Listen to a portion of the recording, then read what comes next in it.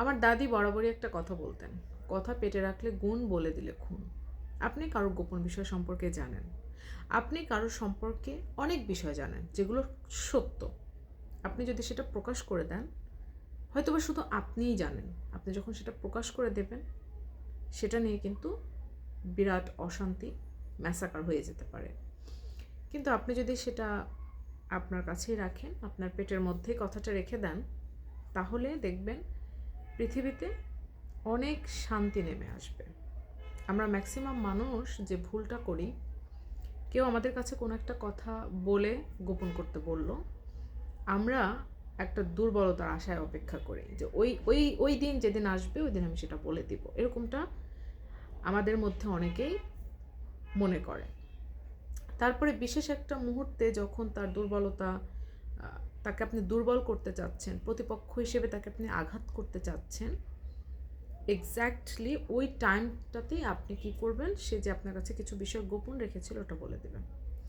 আজকে আমি একটা কথা বলি, আমাদের আশেপাশেই অনেক মানুষ আছে যাদেরকে দেখবেন তারা মানে খুব চেষ্টা করে আপনার কোনো কিছু গোপন বিষয়, পারিবারিক বিষয় বা আপনার ব্যক্তিগত বিষয়কে তারা সংগ্রহ করার জন্য খুব চেষ্টা করে।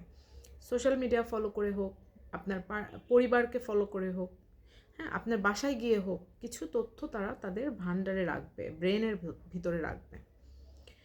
তারা কেন এগুলো করে? তারা করে এই জন্য যে কোনো একদিন সুযোগ বুঝে আপনি সেদিন, মানে যেদিন আপনি তাকে কোনো একটা কথা দিয়ে কষ্ট দিবেন, ওই দিন যেন সে আপনাকে পাল্টা আঘাত দিতে পারে, সেটার জন্য সে প্রস্তুতিমূলকভাবে ওই তথ্যগুলো সংগ্রহ করে।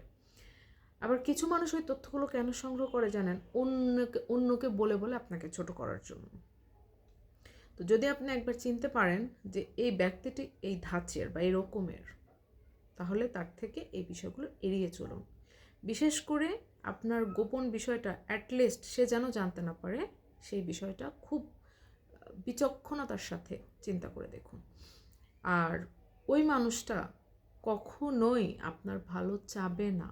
সো ওই মানুষটাকে কথা, আপনি একটা গোপন কথা বলে আবার গোপন রাখতে বললেন, এই কাজটা মোটেও করতে যাওয়া উচিত না।